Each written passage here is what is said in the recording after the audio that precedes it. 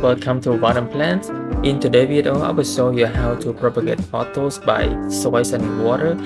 I see this two method where is effective give you 100% success rate. Before we begin, let's talk a little bit of pothos.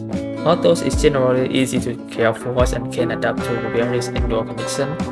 It can stay in average room temperatures and can tolerate a range of light level from low to bright in direct sunlight.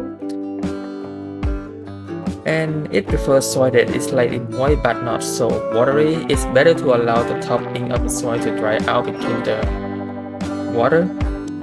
Overwatering can lead to root rot, so it's crucial to avoid keeping the soil constantly wet. Okay, so let's begin. In this video, we gonna need a glass of water and soil. Because I'm showing you two ways, so for your preference, you can pick any method that you want. You can use water if you think it's easier, or you can use soil if you think that it's easier for you. Either way, it will work effectively. Alright, for the soil, I'm using peat moss and added perlite.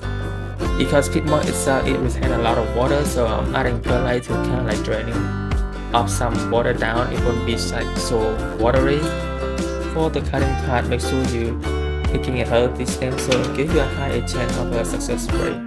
You don't want to cut it like very weak or like very unhealthy stem. They give you like a very low success rate, and sometimes just like wasting your time. So make sure you cut it between the nodes, and that's where the root will grow out between that stem. Okay, and after cutting, this is what it looks like. You can cut many plants as much as you want, and the more you cut, the more you can propagate. And if you have more, you can give out to your friend, give to your family members, or you can have them like hanging around the house. It would be nice, right? And alright, so let's begin. So when you're ready, just get a glass of water. If you have more than 2 or 3 plants, I would say get a bigger glass so your plant can grow freely, and it would be making like a crumbles or tiny tangle up roots. So for your soil, you want to mix it or like have them like good amounts of moisture, so it won't be too dry, and any plant they need some kinds of water, right? Lay your cutting on the soil and make sure they are covered up.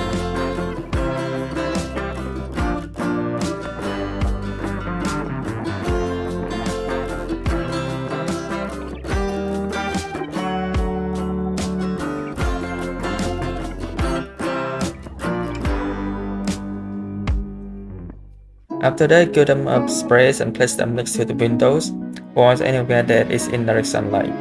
Give them a spray if the soil is dry. After 2 weeks, you should see the roots, then you can transplant them. If you find this video useful, go ahead and subscribe to my channel and like this video. Until then, I'll see you next time. Take care, guys.